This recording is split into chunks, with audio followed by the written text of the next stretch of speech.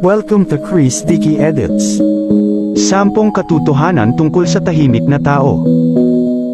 Una, ang tahimik na tao, madaldal talaga sila sa mga taong ka-close nila.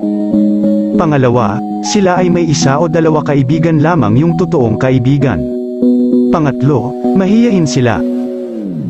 Pang-4, madalas nagsasalita sila sa isip nila. Pang-5, sila yung may magandang ngiti at nakakatawang tawa. Pang-6, sila ay may tapat sa kanilang karelasyon.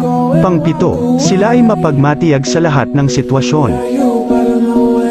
Pang-8, tahimik sila pero malademonyo sila magalit, kaya wag mo silang gagalitan. Pang-9, sinasarili nila ang nararamdaman nila kahit nasasaktan na sila. Pang-10, pag sila nakilala mo ng lubesan, at maging komportable sila sa'yo, dun nila ipapakita ang totoong sila.